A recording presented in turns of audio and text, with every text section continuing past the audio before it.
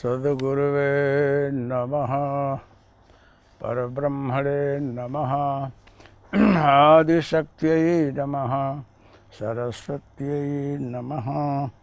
ध्येयः सदा स्मृतिमण्डलबद्धवर्ती नारायणः सरसिजासनसन्निविष्टः केयूरमान्मकरकुण्डलवाकिरीटी हरिहिरण्मपुत्रशङ्खचक्रः।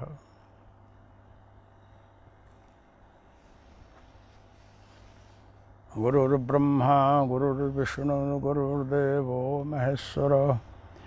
गुरुः साक्षात् परब्रह्म तस्मै श्री गुरवे नमः।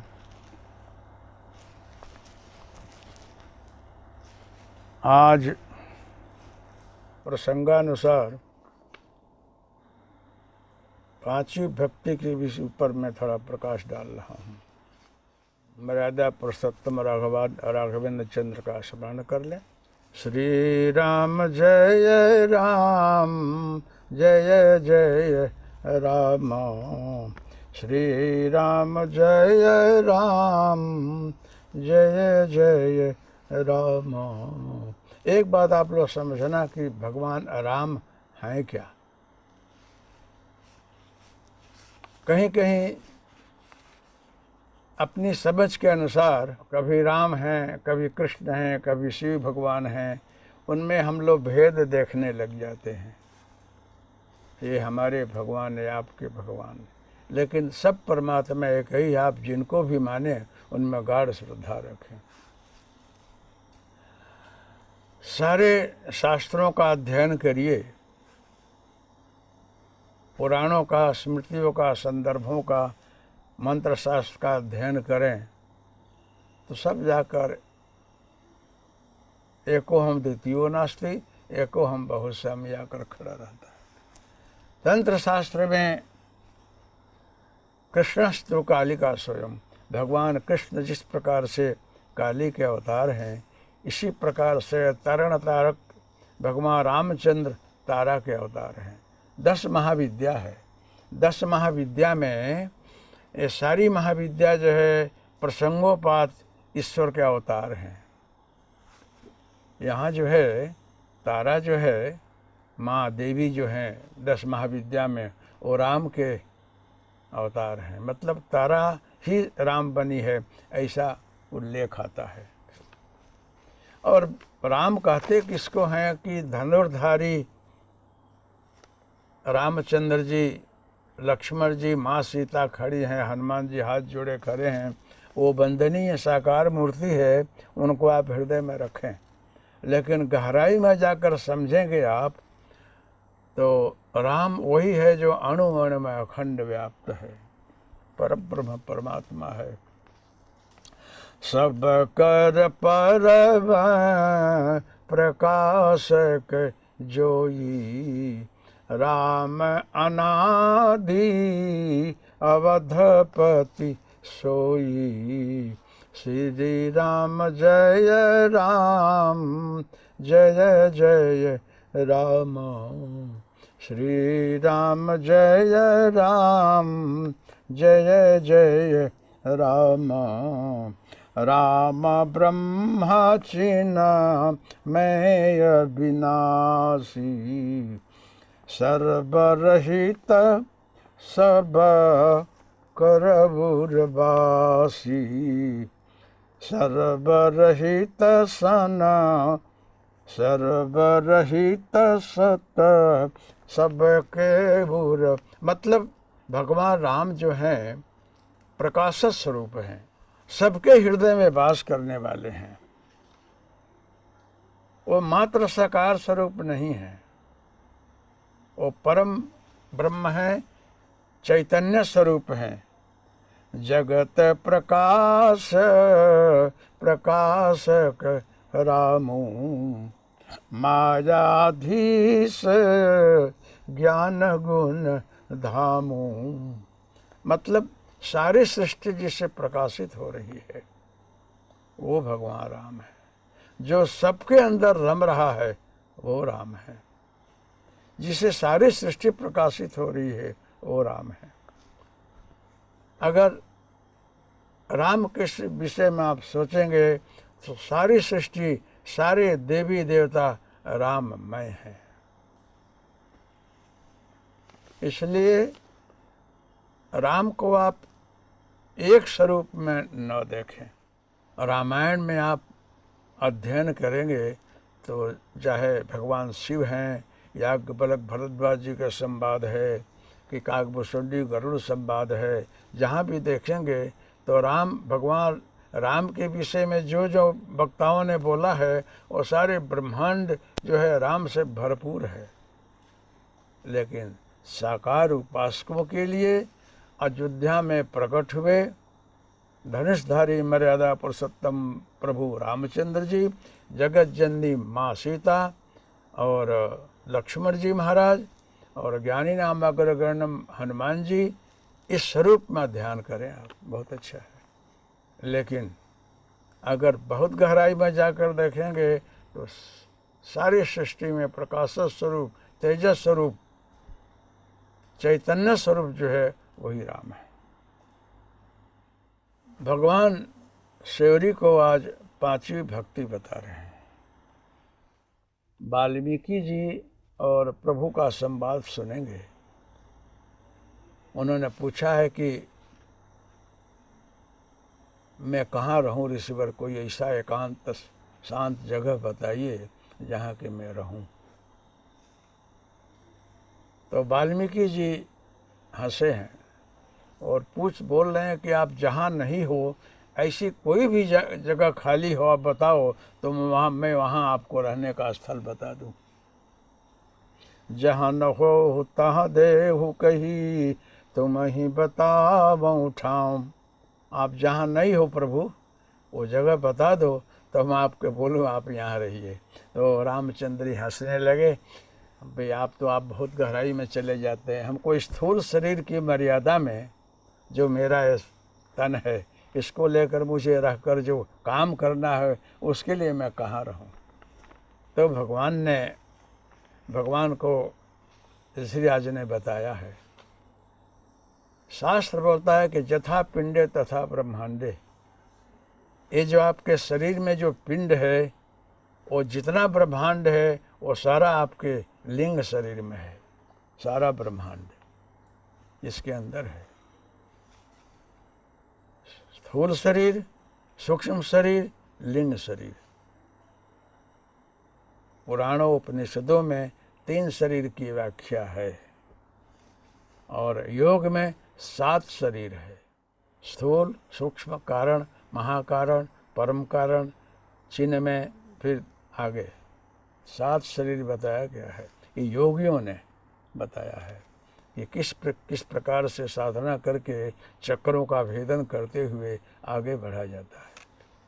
इसी प्रकार से आप तंत्र की साधना में जाएंगे तो उसमें भी जो है बिंदु है, त्रिकोण है, षटकोण है, और सभी अष्टदल, द्वादश दल, षोडश दल में एक एक जगह एक एक देवियों को आवाहन करते हुए भूप मतलब सहस्रार आता है। इतनी जरूरत जो है यहाँ जानने की नहीं है। मंत्र साधना बहुत कठिन है। किसी भी मंत्र को कौनहु सिद्ध की बिन विश्वासा, कोई भी सिद्धि विश्वास बगैर मिलती नहीं है, और कोई भी मंत्र की सिद्धि गुरु कृपा सिवाय होती नहीं है, सुलभ ही नहीं है। और भगवान ने जो शेवरी को बोला है कि भक्ति कितनी प्रकार की होती है, प्रभु ने सूक्ष्म में बोल दिया है। वही वाल्मीकि जी यहाँ राम जी को समझाए हैं कि आप कहाँ रहिए और आप कहाँ रहते हैं। एक एक अंग में प्रभु का वास है। और मंत्र राजनित जपहि तुम्हारा, आप पूजें तुम्हें सहित परिवारा, आप वहाँ रहिए। जिनकी जीवा मुक्ताहल गुण गण चुन चुगई, राम बसो हियतास। जिनकी जीवा जो है राम नाम रूपी मुक्ता को चुंगती रहती है, वहाँ बसिए। मतलब एक एक अंग से जो आपकी उपासना करता हो आप उसके अंदर रहिए। हृदय रूपी जो मन रूपी मंदिर है, हृदय रूपी जो स्थल है, वहाँ आप वास करिए। लेकिन यहाँ जो है जंगल की बात कर रहे हैं कि आप कहाँ रहें। पहले शबरी को बता गए हैं कि जहाँ काम नहीं हो, क्रोध नहीं हो, मान नहीं हो, मोह नहीं हो, लोभ नहीं हो, क्षोभ नहीं हो, राग नहीं है, द्वेष नहीं हो, जहाँ जहाँ कि कोई छल कपट दम नहीं है, आप वहाँ रहिए। मतलब वहीं मैं रहता हूँ, पहले बताए गए। और अब जो है मैं मिलता किसको हूँ, ऐसे ऐसे जगह लोगों की साधना में मैं मिलता हूँ। तुम मंत्र जाप मम दृढ़ विश्वासा, पंचम भजन सो वेद प्रकाशा। पांचवी भक्ति जो है मंत्र जाप की है। मंत्र जाप हो और उसमें दृढ़ विश्वास हो। जहाँ विश्वास न हो वहाँ मैं नहीं मिलता हूँ, वहाँ मैं नहीं रहता हूँ। कोई भी काम आप करें तो आप पहले अपने मन में निश्चित करते हैं कि मुझे ये काम करना है, और करने के पहले दृढ़ निश्चयात्मका बुद्धि होती है, और उसके बाद जो है आपको विश्वास होता है कि मैं करूँगा, मुझे सफलता मिलेगी। अगर आप सफलता का निर्णय न करें, आशा न रखें, तो आप काम ही नहीं शुरू करेंगे। इसलिए आप पहले निर्णय करते हैं कि मुझे ये करना है। मननत त्रैदेति मंत्र जो मन का रक्षण करता है, मन का त्राण करता है, चंचल बल को रोकता है, वही मंत्र है।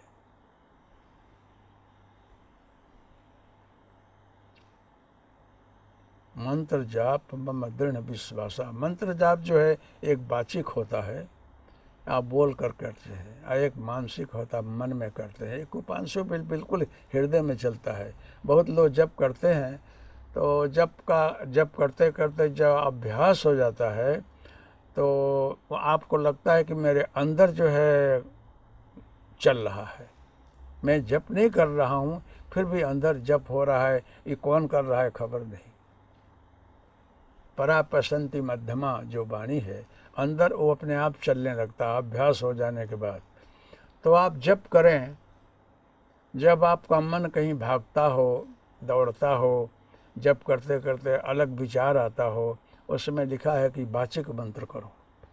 बोल करके करने से, और बोल कर करने से आपका इष्ट आपके सामने खड़ा है और आपके ऊपर वरद हस्त किए हुए है, वो आपको आशीर्वाद दे रहा है, अभय मुद्रा में है। उसमें आप जाप करेंगे तो उसमें करुणा भाव भक्ति आपके अंदर जगेगी, वो मंत्र होगा। अगर आप ध्यान से करें तो। मूर्ति फोटा हो कि न हो तो भी आप कल्पना कर सकते हैं। उसके बाद जब अभ्यास हो जाने के बाद आप मानस जाप करेंगे, मतलब मन में जिह्वा उपांशु जो केवल ओठ हिल रहा है और जिह्वा धीरे धीरे हिलती है, वो भी जप होता है। बोलते नहीं हैं आप, उपांशु जप हो रहा है। उसका बड़ा महत्व है। लेकिन मन कहीं दौड़ता हो, भागता हो कहीं कहीं, तो आप बोल कर करिए। ये मंत्र अंदर जब उतर जाता है तो आप करें कि न करें, अपने आप होता है। जिसको हम अजपा जप बोलते हैं, अजपा जप अपने आप होता है। उसमें साधक को लगता है कि मैं कर तो नहीं रहा हूँ, फिर भी हो रहा है। कैसे हो रहा है खबर नहीं। जब जिस मंत्र में आपको गाढ़ श्रद्धा होगी, वो आप मंत्र बहुत चुन लेंगे, करेंगे, और उसके अंदर फिर कोई दूसरा मंत्र आएगा तो आप को कभी भ्रांति हो कि मैं गायत्री जपता हूँ तो शिव मंत्र आ जाता है, शिव मंत्र करता हूँ तो गायत्री आ जाती है, और कभी कभी जो है हरिओम तत्सत करता हूँ तो ये मंत्र आ जाता है, कभी कभी एक दूसरा मंत्र बदलाया करता है। उस समय लोगों को भ्रांति होती है कि ऐसा क्यों। हरिओम तत्सत आप करेंगे तो जो भी आप अन्य मंत्र करेंगे तो जब बहुत तन्मय होकर करेंगे तो ये मंत्र बीच में आ जाया करेगा,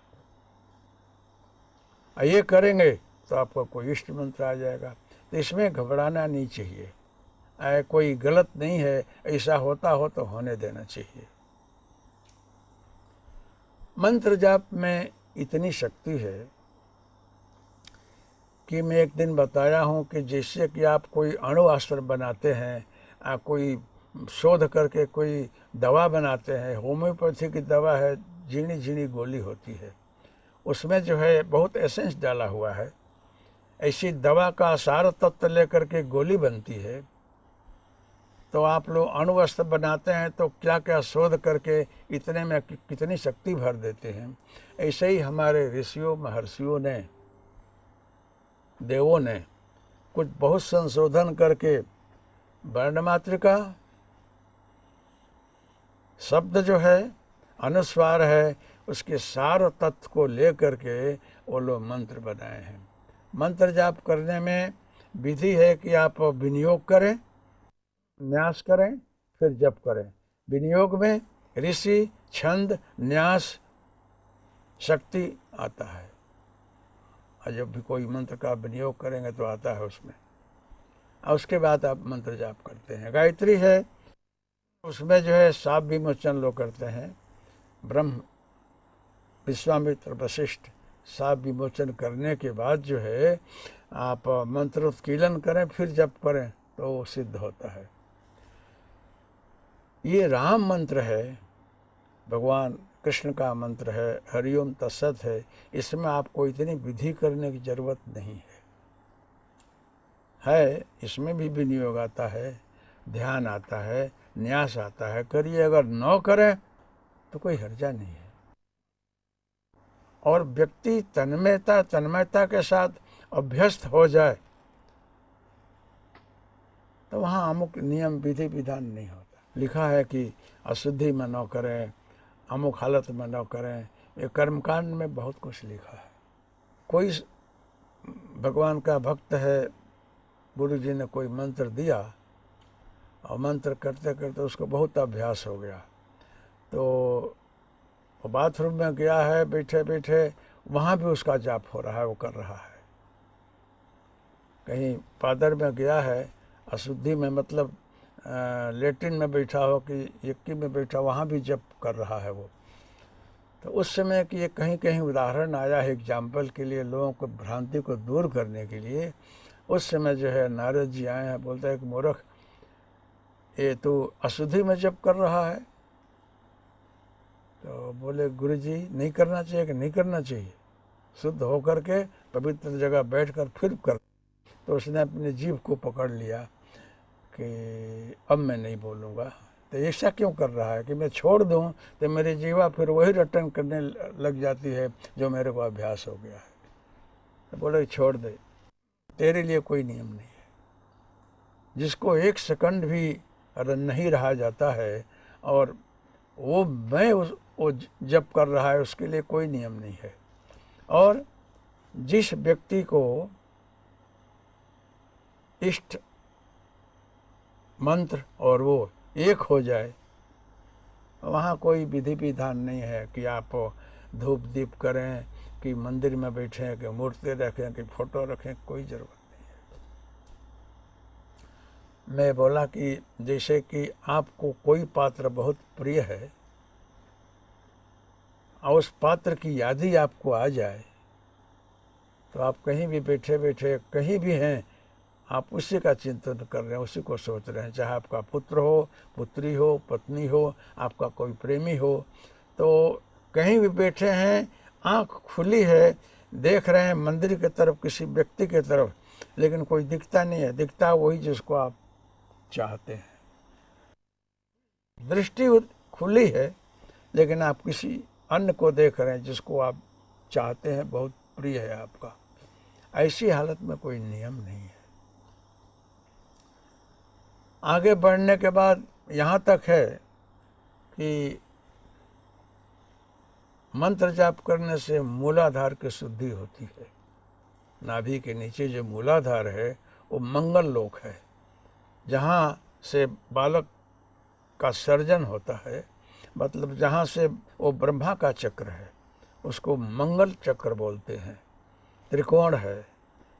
आप कभी ध्यान में बैठे हैं, कोई समर्थ गुरु मिल जाए, आपको आशीर्वाद दे, तो कभी कभी आपको सिंदूरिया कलर, लाल कलर दिखाई पड़ेगा, मतलब मूलाधार से आप शुरुआत कर रहे हैं।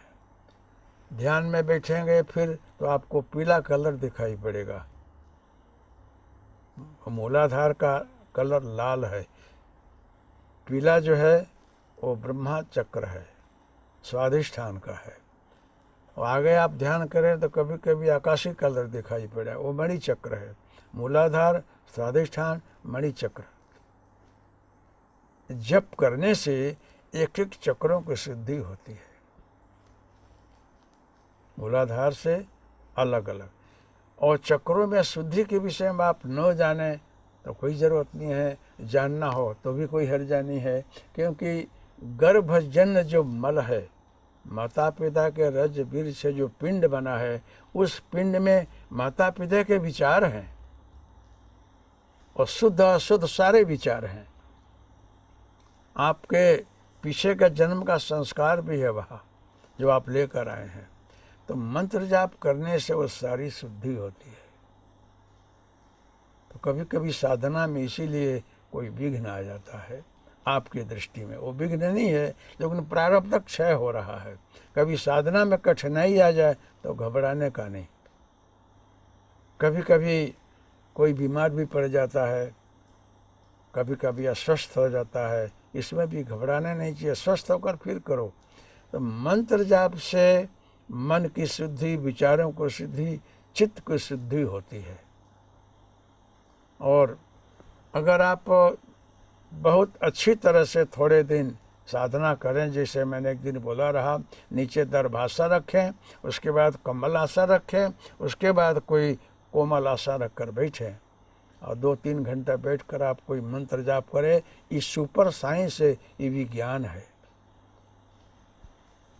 जो हम लोगों ने करके देखा वही बता रहे हैं। अगर कुछ पाना हो, गहराई में जाकर जानना हो तो आपके शरीर में इस प्रकार के जप करने से जब इष्ट और आप और मंत्र एक हो जाता है ना, उसमें की स्थिति कुछ और ही होती है। उसमें आपके शरीर में एक इलेक्ट्रिसिटी पैदा होगी, एक ओरा पैदा होगा। आप देखे होंगे किसी किसी देव के पीछे एक चक्र होता है, प्रकाश दिखता है। ऐसे ही अगर आप साधना करें तो आपके पीछे भी ओरा है, लेकिन दिखता नहीं है। आप कितने, आपकी शक्ति कितने दूर में है, आप क्या प्राप्त किए हैं, आपके पीछे भी ओरा है। एक हमारे यहाँ शांति बाबा रहे तो एक कोई लोहे तांबे की सड़ी लेकर आए रहे ओरा मापने के लिए। तो अमेरिका में ऐसा कोई रिसर्च किया करते हैं, जापान जर्मनी वाले, तो बोलते हैं कि उसके करने से हम मापते हैं कि आपके अंदर जो शक्ति होगी ना तो ऐसे खुलेगा, नहीं तो ऐसे हो जाएगा, वगैरह वगैरह। तो सबका माप रहे थे, तो किसी किसी का नज़दीक से जाए तो 8 फुट 7 फुट तक ओरा आवे। तो दत्त भगवान के मूर्ति के सामने बैठ कर किए तो बहुत दूर तक जाए तो भी ऐसे हो जाए, बहुत दूर तक। तो बोले कि फिर मेरे को मापने लगा तो मेरा भी ऐसे ही होने लगा। हम कैसा संकल्प शक्ति काम करती होगी। तो हमारे यहाँ प्रसंगोपात जो घटना घटी, एक त्रिवेदी साहब रहे, गांधीनगर के सेक्शन ऑफिसर रहे, रिटायर होकर वहीं आ गए। एक अलख बाबा रहे गोंडल के, दोनों रहते रहे। तो हमारे हनुमान जी का मंदिर वहाँ गए तो बाबा क्या बोलते हैं कि हमको कोई बापू आवाज़ आ रही है, कोई बोलता है कि मुझे अंदर ले जाओ, बापू के पास ले जाओ। लेकिन मैं देखता हूँ तो कोई व्यक्ति नहीं दिखते, लेकिन आवाज़ आ रही है। उनको पूछो कौन है। तो वो पूछे तो कोई तीसरे दिन आवाज़ किया कि मैं एक नारी हूँ, बागरन हूँ, वो पीछे के कुआं में डूब कर मर गई हूँ। तो मुझे कुछ बहुत अशांति है, मुझे बहुत व्यग्रता है, लेकिन हरिओम तत्सत जय गुरुदत्त आप लोग मंत्र करते हैं, कीर्तन होता है तो वहाँ दूर से सुनती हूँ तो बहुत शांति मिलती है। हमें वहाँ आना है लेकिन मैं वहाँ जा नहीं सकती हूँ, आप मुझे ले जाओ। तो मैं पीटी त्रिवेदी के पास जाना चाहिए तो वहाँ पास में नहीं पहुँच पाती हूँ, और आपके पास आई तो मैं आपको टच नहीं कर पाती हूँ। क्यों? आप जप करते हो तो मैं आपसे 14 फुट दूर रहती हूँ और त्रिवेदी से 16 फुट दूर रहती हूँ। जहाँ तक बाउंड्री है, रेखा खींची हुई है, उसके अंदर मैं नहीं जा सकती। वो एक आत्मा बता रहा है कि आप जब करते हो तो आपके शरीर से कितनी दूर तक ओरा फैला हुआ है, कितनी दूर तक लक्ष्मण रेखा है। इस साइंस एक विज्ञान है, आप संशोधन करें तो आपको ख्याल आएगा।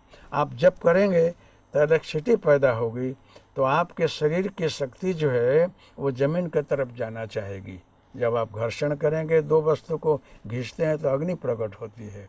तो मंत्र जब आपके साथ में घर्षित होगा तो इलेक्ट्रिसिटी पैदा होती है, शक्ति प्रकट होती है, तो वो आपकी एनर्जी जमीन की तरफ जाना चाहेगी। तो वो कोमल आसन को, कम्बल को स्पर्श कर लेती है। अंदर जाना चाहेगी तो दर्भासन आता है, दर्भासन से वो नीचे नहीं जा सकती है, तो फिर रिटर्न होकर के आपके शरीर में सर्कुलेट हो सकती हुआ करती है, नीचे नहीं जाती है। पृथ्वी का गुण है कि किसी को अपने तरफ खींचना, गुरुत्वाकर्षण है। तो ऐसे आपकी शक्ति भी पृथ्वी में बहुत कुछ चली जाती है, आपको ख्याल हो कि ना हो। ये आसन पर बैठ कर साधना करें तो उसमें आपकी एनर्जी, शक्ति आपके शरीर में रहती है। इसीलिए महात्मा लोग, ऋषि लोग, इस विषय के रिसर्च करने वाले वो दर्भासन रखते हैं, लकड़े का आसन रखते हैं और चाखड़ी पहनते हैं, और अलग अलग रीति से उन्होंने रिसर्च किया है। आप लोग जितने अस्त्र शस्त्र वगैरह बना रहे हैं, हमारे ऋषियों का रिसर्च है। अथर्ववेद जो है, अथर्ववेद रुद्रयामल का पूर्व भाग, उसमें यही सब भरा हुआ है। ये विज्ञान की चीज़ें भरी हुई हैं। अथर्ववेद हमारा कहीं कुछ हो तो हो, लेकिन बहुत कुछ चला गया परदेश में, जर्मनी में, अमेरिका में चला गया। अब उससे लोग संशोधन करके आप क्या क्या बना रहे हैं। हमारे ऋषियों ने जब राम हैं, कृष्ण हैं, जंगल में गए हैं तो अस्त्र शस्त्र इन लोगों ने दिया है। विश्वामित्र ने राम को दिया है, बहुत शास्त्र दिया है। राम वशिष्ठ जी ने दिया है, अगस्त ने दिया है कि आप जा रहे हो तो युद्ध करने में आपको काम आएगा। हमने अपनी शक्ति से प्राप्त करके रखा है दुष्ट दमन के लिए, लेकिन हम नहीं कर सकते हैं, ये मेरा काम नहीं है। हम लोग क्षमाशील होते हैं, कोई गाली दे, हमारा अपमान करे, कुछ भी करे, हम क्षमा करके उसको ईश्वर सद्बुद्धि दे और उसका कल्याण कर, हम यही बोलेंगे। लेकिन ये काम जो है राजाओं का है। जो व्यवस्थापक है वो साम दाम दंड भेद अपनाता है। तो हम लोग कभी कभी राजा को, व्यवस्थापक को, शक्तिशाली पुरुष को हम आशीर्वाद देते हैं कि तुम जो है शक्ति लो और अपने रीत से जो है व्यवस्था करो। तो ये आदि अनादि काल से चला रहा है मंत्र शास्त्र, और सारी व्यवस्था इसके अंदर है। आप लोग देखेंगे तो परशुराम जी के पास कर्ण गए हैं मंत्र सीखने के लिए, परशुराम जी ने सिखा दिया है, लेकिन खबर पड़ी ये झूठा बोला है तो श्राप दे दिया है कि एक भी अस्त्र तेरे समय में काम नहीं करेगा। नहीं किया। व्यास जी ने अर्जुन को विद्या दी है कि मैं तुझे एक ऐसी विद्या दे रहा हूँ कि सम्मोहनम नाम सखे ममाश्रम नचार मृत्युर विजयश्च हस्ते। मैं तुम्हें सम्मोहनास्त्र दे रहा हूँ कि तुम शत्रु को मोहित कर लोगे और सब लोग सो जाएंगे, मोहित हो जाएंगे, तो अपना विजय प्राप्त कर लोगे। कोई मरेगा नहीं, हिंसा भी नहीं होगी, तेरा विजय भी हो जाएगा। यही अस्त्र जो है कृष्ण ने द्रौपदी के साथ अपनाया। जब भीष्म पितामह ने प्रतिज्ञा कर लिया कि कल मैं अर्जुन का वध किए बगैर नहीं रहूंगा, पांडवों में से एक नहीं रहेगा। जब खातिरी हो गई दुर्योधन को कि भीष्म पितामह की प्रतिज्ञा कभी व्यर्थ नहीं जाती है, एक पांडव तो गए, और वो भी अर्जुन को मारना है। तो खबर पड़ी भगवान कृष्ण को, तो फिर जो है द्रौपदी के पास आ करके नाटक कर रहे हैं कि बहुत दुखी हो करके, व्यग्र हो करके। तो द्रौपदी पूछ रही क्या हो गया आपको, कि बस तू सहन नहीं कर सकेगी इसीलिए द्रौपदी मैं तुझे बता नहीं रहा हूं, तेरे को सहन नहीं होगा, हो सकता है विभान हो जाए अथवा शरीर छोड़ दे। तो घबरा गई कि अब तुझे बोलना ही पड़ेगा। बाद में बताएं, बहुत आग्रह करने के बाद बोले हैं कि अर्जुन नहीं है, उसका शरीर छूट गया। तो द्रौपदी बेभान हो गई है और बोली है कि हमारे पति का लाश देव मैं सती हो जाऊं। उस समय भगवान बोले हैं, लंबी कथा एक बार सुना दिया हूँ, शॉर्ट में बोल रहा हूँ कि भगवान कृष्ण बोल रहे हैं कि तू मेरे साथ चल, जो जो मैं बोलता हूँ वो कर, तू करेगी कि हाँ, कि अंदर रूम में जा और 16 श्रृंगार सज करके आ। बोला तू कैसा नाटक करता है, सारी जिंदगी यही तुझे करना है, जिसका पति न हो वो 16 श्रृंगार सज करके वो कैसे आएगी, क्या मुझे करना चाहता है तू। तो बोले कि बस यही तो बात है कि अगर मैं बोलता हूँ वैसा करने की क्षमता हो तो बोल। तो भगवान कृष्ण को लीला पुरुषोत्तम बोलते हैं, राम को मर्यादा पुरुषोत्तम बोलते हैं। इनके लीला में कुछ रहस्य है। अगर अर्जुन को जिंदा करना है तो बोलता हूँ ऐसा कर, तो खुश हो गई कि शायद जिंदा कर दे, नाटकी तो है, शक्तिशाली है। तो जा कर के वो सद धज के आई है, बोले कि मैं तेरे पीछे पीछे आ रहा हूँ और तू आगे आगे चल। तो बोले कि कहाँ जाना है, कि भीष्म पितामह के यहाँ, कि इतनी बड़ी सेना है, सब जग रहे हैं, चौकीदार हैं, और जाना कैसे। उस समय भगवान कृष्ण ने मोहनास्त्र का प्रयोग किया है। मतलब जहाँ वह जाते रहे, आप लोग एनेस्थीसिया छांट देते हैं, कोई दवा छांट देते हैं, कोई अनकॉन्शियस होता है, बेभान हो जाता है। तो ये जो है या देवी सर्वभूतेषु निद्रा रूपेण संस्थिता, आह्वान किया तो सबको झोला आ गया, नींद आ गई, सब सो गए और धीरे धीरे ले करके भीष्म पितामह के पास पहुंच गए। और वहाँ जा कर के बोले हैं कि जा और दादा से तुम दंडोत करना, नमस्कार करना। उन्होंने बहुत बड़ी प्रतिज्ञा की है अर्जुन को मार देने के लिए, सुबह युद्ध करेंगे वो, तो दंडवत करना। तेरे को अगर वचन दे दिए तो महापुरुषों की वाणी है, वो मंत्र है।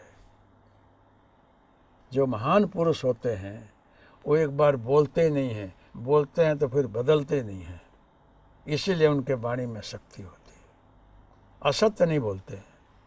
तो आपके इस जगत में भी बहुत से लोग ऐसे हैं कि जो कि कम बोलते हैं, बोलेंगे तो वचनबद्धता के अनुसार उसको निभाएंगे।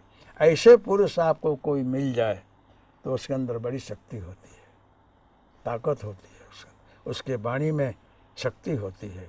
ऐसे पुरुष अगर कोई मंत्र देते हैं वो मंत्र सदैव फलदायी होता है। इसीलिए कोई तपस्वी, ज्ञानी, अच्छे महापुरुष से मंत्र लेना चाहिए जो इस प्रकार के हों, ब्रह्मनिष्ठ हों, श्रोत्री हों और न्यायी हों, सच्चे हों, तपस्वी हों। क्योंकि ऐसे लोग कभी झूठा नहीं बोलेंगे, और बोलेंगे तो आपको उनकी भाषा भले न समझ में आवे, अलग बात है, लेकिन बोलेंगे सही। आपको न समझ में आवे, अलग बात है, उनकी भाषा गांभीर्य होगी। तो भीष्म पितामह प्रतिज्ञा कर लिए हैं, अब उसमें कोई फेरफार नहीं होगा। तो द्रौपदी गई है, साष्टांग की है, घड़ी में 1-1:30 बज रहा है। इस समय कोई कुलंगना मेरे यहाँ, बेटा उत्तिष्ठ, खड़ी हो, क्या तकलीफ है, आशीर्वाद दे दिया, सौभाग्यवती भव। आशीर्वाद दे जब उठी तो द्रौपदी, तो भीष्म पितामह स्वयं खाट पर पड़ गए कि मेरी प्रतिज्ञा आज भंग हो जाएगी। अगर अर्जुन को मारता हूँ तो मेरा आशीर्वाद व्यर्थ जाता है, और नहीं मारता हूँ तो दुर्योधन को जो वचन दिया है वो झूठा होता है। घबरा गए हैं। उस समय बहुत सोच में पड़ गए। बोले कि बेटा तू इस समय आई कैसे? कहे कि बस दादा आपका दर्शन करने आ गई। सही है, आ तो गई है, किसके साथ आई? क्योंकि कुलांगना जो है घर की, हमारे राज की बहू अकेली तो रात में न आवे। तो भगवान कृष्ण सिखा रखे रहे कि पूछेंगे जरूर, बोलना कि अपने नौकर के साथ आई हूँ। तो बोला कि मैं असत्य क्यों बोलूँ? तुम भगवान हो, नौकर तो नहीं हो कि नौकर नहीं होता हूँ का? तेरे पति का रथ हाँकता हूँ, नौकर ही तो हूँ, ऐसा काम नौकर ही करता है। तो इसमें असत्य कुछ नहीं है, बोलता हूँ इसे बोलने का तेरे को। स्वीकार लिया। तो यही बोले कि दादा अपने एक नौकर है उसके साथ आई हूँ। आंख बंद किए, हंसने लगे। बहुत चतुर है तू भी, चल तेरे को पहुँचा तो दूँ।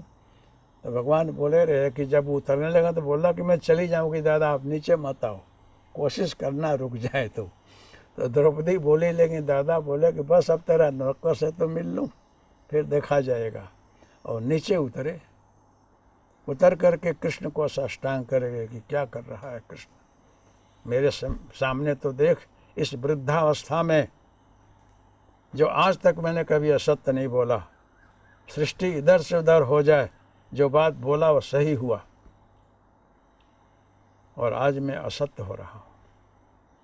तुम ही बता, अगर वध नहीं करता हूँ तो प्रतिज्ञा मेरी भंग होती है, कर देता हूँ इधर आशीर्वाद व्यर्थ जा रहा है।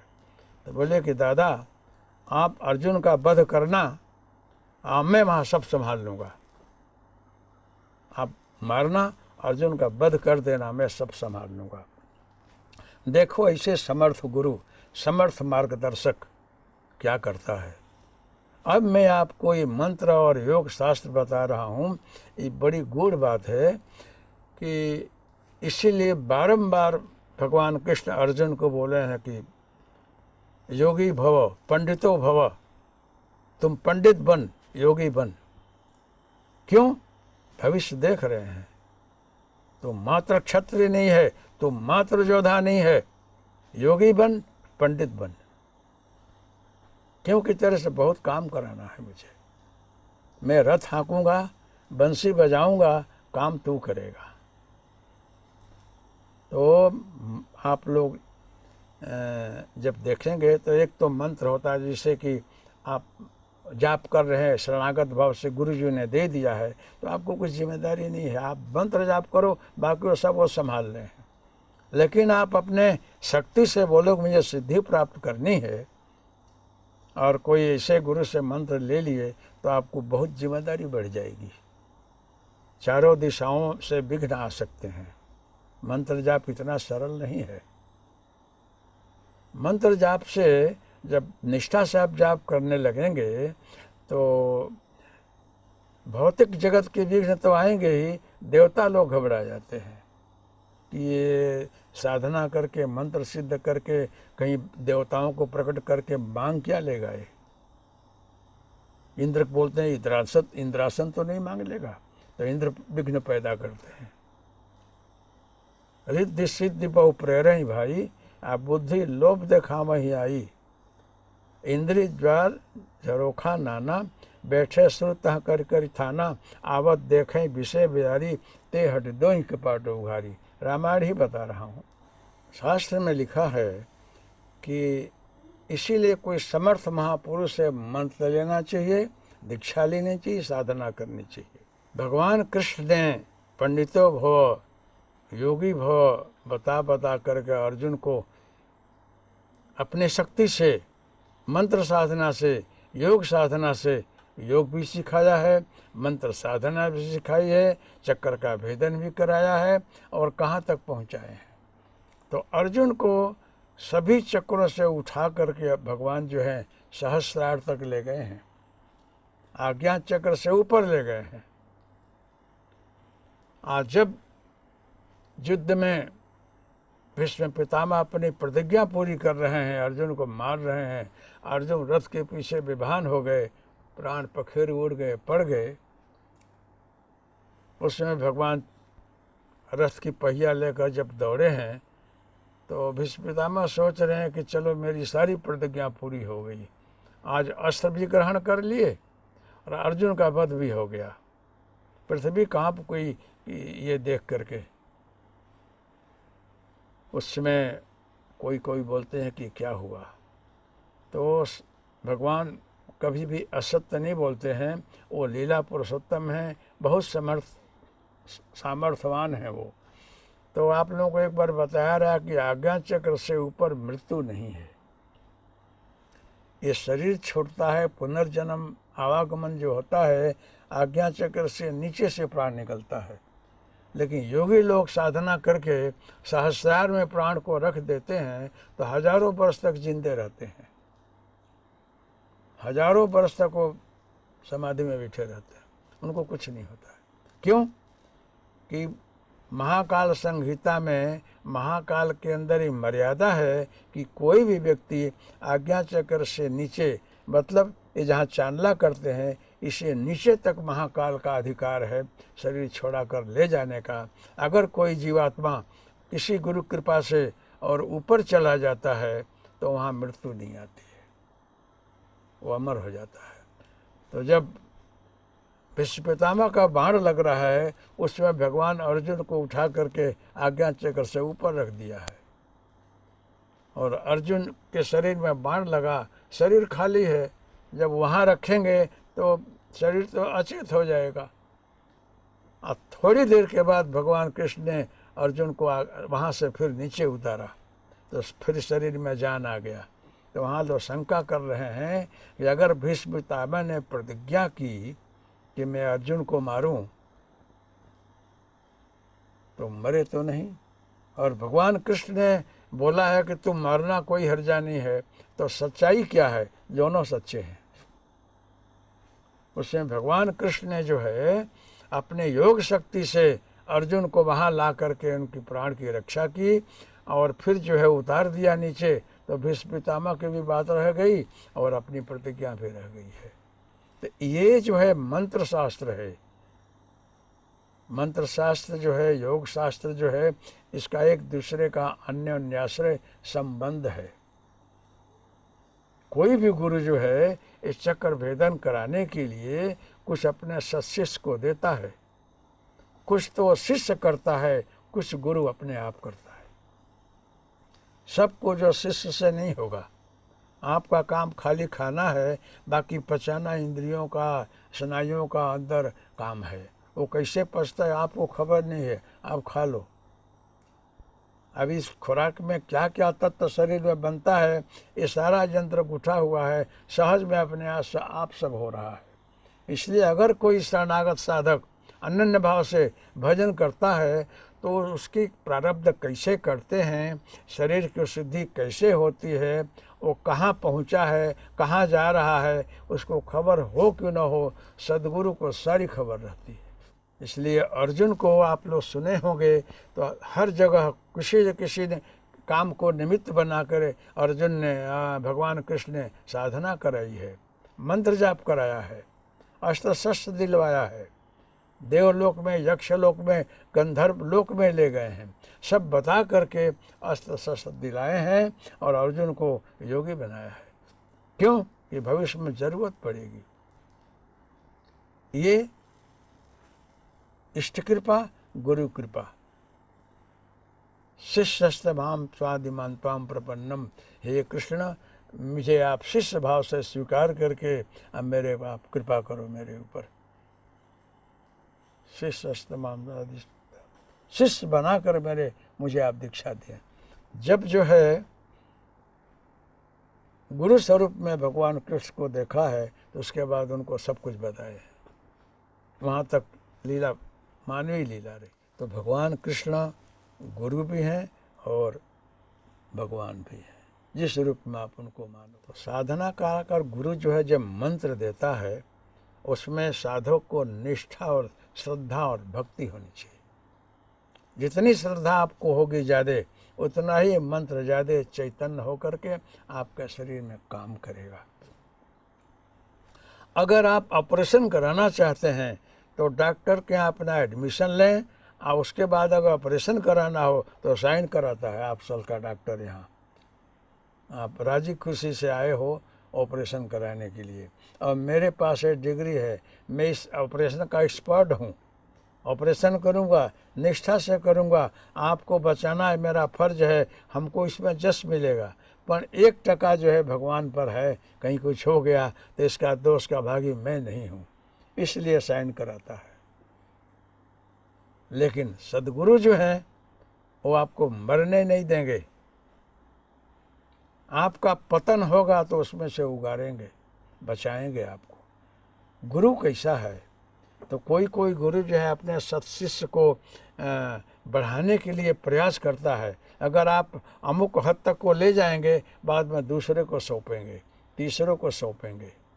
कोई गुरु मणि चक्र तक पहुंचा सकता है, कोई विशुद्धि चक्र तक ला सकता है, कोई आज्ञा चक्र लाता है, और उसके आगे सदगुरु सहस्रार में ले जाते हैं। सब लोग आपको सहस्रार तक नहीं ले जा सकते हैं, अमुक हद है। तो भीष्म पितामह जो है अवतारी पुरुष रहे, वो भी गंधर्व रहे, कथा आपको खबर है, बड़े समर्थ पुरुष रहे। तो भगवान को खबर है कि कौन कौन से पात्र इसके सामने आएंगे और क्या क्या प्रयोग हुआ। तो अर्जुन की सुरक्षा के लिए पहले से सब कुछ कर रखे हैं। तो मंत्र जाप श्रद्धा से विश्वास से करिए तो एक एक चक्रों की सिद्धि होती है, प्राणों की सिद्धि होती है, कोषों की सिद्धि होती है, और चक्र भेदन होते जाता है। आप हट जो करें तो आपको अमुक खबर पड़ेगा। लेकिन आप खाली मंत्र जाप कर रहे हैं राजयोग में अनन्य भाव शरणागत भाव से, तो जो योगियों को जो क्रिया होती है वो सारी क्रिया आपके अंदर होगी, लेकिन आपको खबर नहीं पड़ेगा, आपको तकलीफ नहीं होने देगा वो। और मामूली जो कुछ परेशानियां तकलीफ होगी तो आपको खबरें नहीं पड़ेगा, सहज में हो गया, कुछ नहीं है ऐसा लगेगा, लेकिन सब होगा, और ऐसे करके आगे आपको ले जाएगा। तो ये गुरु को ऊपर है। तो सेवरी को भगवान ने बोला है कि मंत्र जाप मम दृढ़ विश्वासा, पंचम भजन सवेद प्रकाशा। सेवरी को बोल रहे हैं कि बेटा तेरे को तेरे गुरु ने मंत्र दिया है, तो बड़ी श्रद्धा से की है, इतनी श्रद्धा से की है कि मैं बहुत खुश हूँ। मंत्र में और गुरु में, गुरु वाक्य में तेरे को कभी अश्रद्धा नहीं आई, बड़ी निष्ठा से श्रद्धा से तो गुरु भक्ति निभाई है, इतने समक्त भक्ति की है, उससे मैं बहुत खुश हूँ, इसीलिए मैं तेरे पास आया हूँ। ये भक्ति जो 9 प्रकार की है, एक ये भी भक्ति है। गुरु चरण में अनन्य श्रद्धा विश्वास, और वैसे ही मंत्र में, वैद्य में, औषधि में विश्वास न हो और मंत्र में विश्वास न हो तो फलदायी नहीं होता है। कैसा भी औषधि वैद्य दे, लेकिन पहले से आपको नेगेटिव थिंकिंग हो जाएगी ना तो बहुत फ़ायदा नहीं करता है, क्योंकि औषधि में भी शक्ति भरी है। औषधियाँ जो हैं अपनी सारी शक्ति लगा करके उसमें आती हैं कि हम जगत के कल्याण के लिए काम दें। इसीलिए सुखेन ने जब लक्ष्मण जी को जिलाने के लिए जब औषधि लेने गए हैं तो हाथ जोड़कर निवेदन किए हैं कि आप जो है अपनी शक्ति प्रदान करें, मैं एक कल्याण करने जा रहा हूँ, किसी आत्मा को जिला रहा हूँ। औषधि में भी ऐसा ही है, औषधि को आप आमंत्रित करें, रवि पुखे गुरु पुखे जब आवे उसके संध्या काल में जा कर के आमंत्रित करिए औषधि को, औषधि को आमंत्रित करके, और उसके बाद अमुक मंत्र है उस मंत्र से उसको उखाड़िए। अनुदितौ भानौ, अनुदितौ भानौ खदर कील के न वा अन्न कील के न औषधि उत्पाटे, लिखा है, औषधि शास्त्र में लिखा है। कि एक दिन पहले आमंत्रित करके औषधि को ले आओ और उसको नहला धोला करके मतलब माटी उटी हटा दो और उसमें धूप दो, नमस्कार करके उसको फिर आप औषधि बनाओ, सदैव फलदायी होता है। वो संजीवनी लक्ष्मण को दिया, लक्ष्मण जी जीवते हो गए। तो मंत्र शास्त्र में श्रद्धा होनी चाहिए।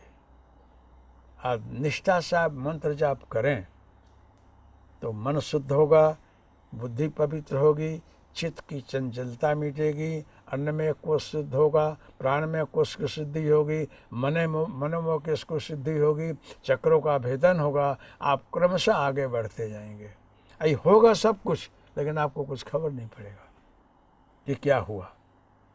इसीलिए किसी भी मंत्र करने वाले साधक को समझ लेना चाहिए कि गुरु वाक्य में विश्वास रखना।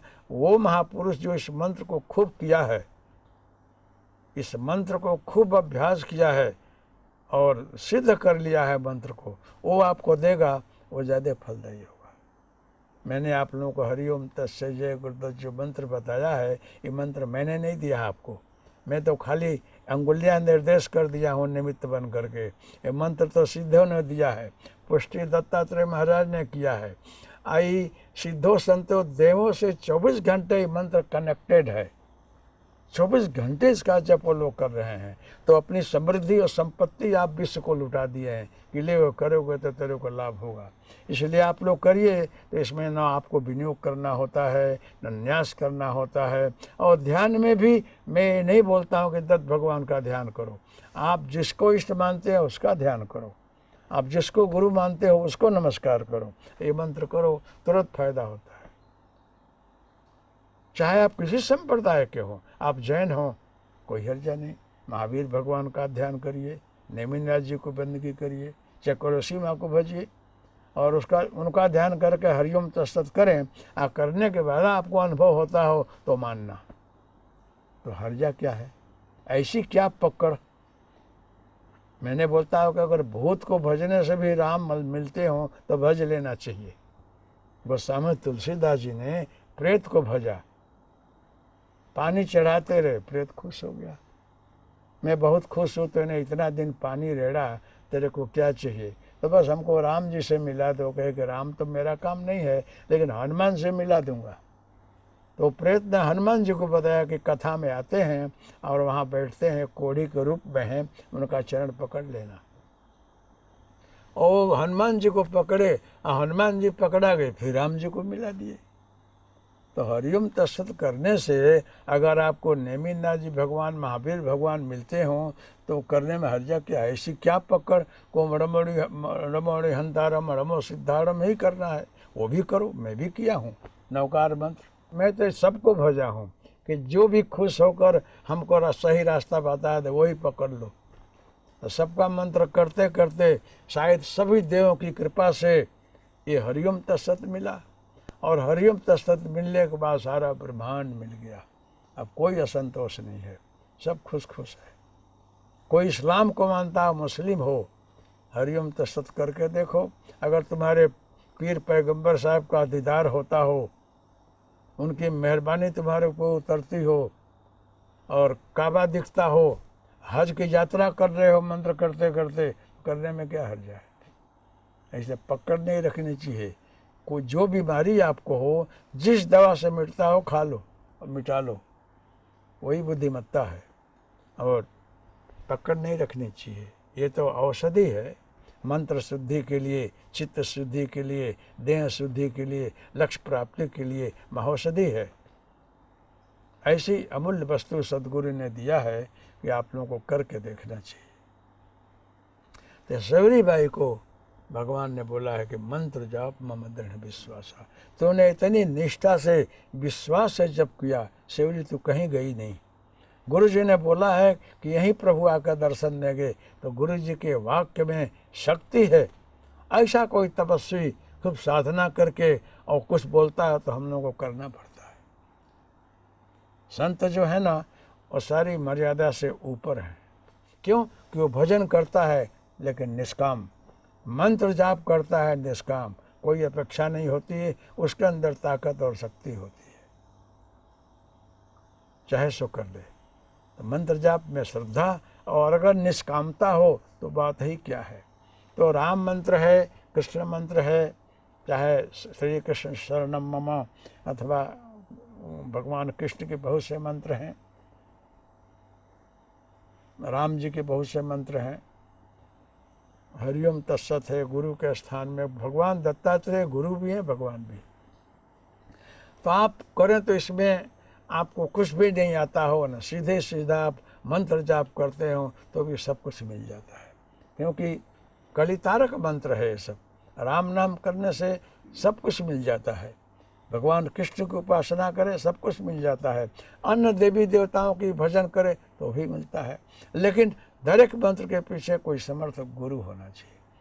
तो मैं यही संकेत किया हूँ कि हरिओम तत्सत जो है वो गुरु की जगह रखें।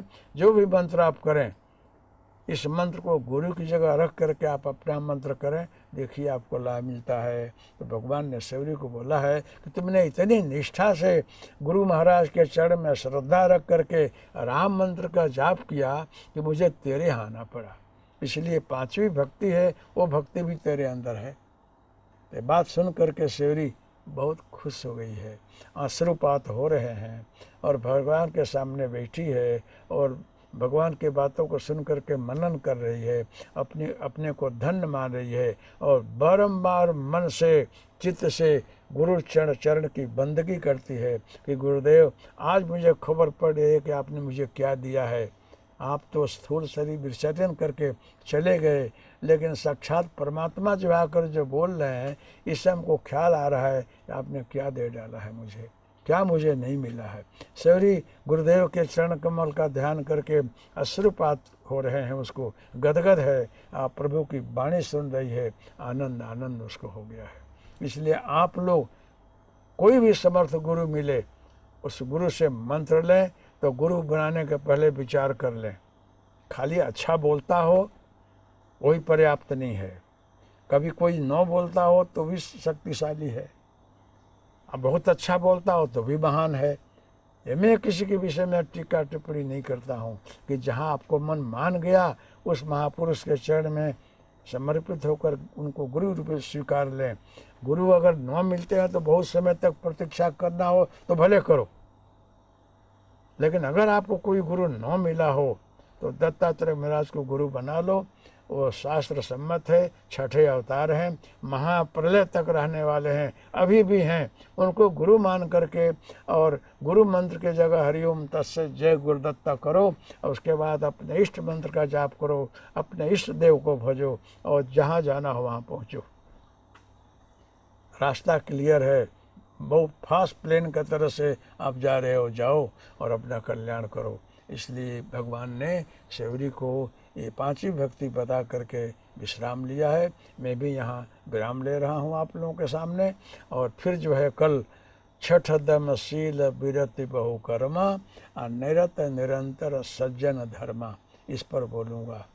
तो श्री राम जय जय राम, श्री राम जय जय राम, श्री राम जय जय राम, श्री राम जय जय राम। हरिओम तत्सत जय गुरुदत्त, हरिओम तत्सत जय गुरुदत्त, हरिओम तत्सत जय गुरुदत्त। शुभमस्तु, कल्याणमस्तु, मंगलमस्तु।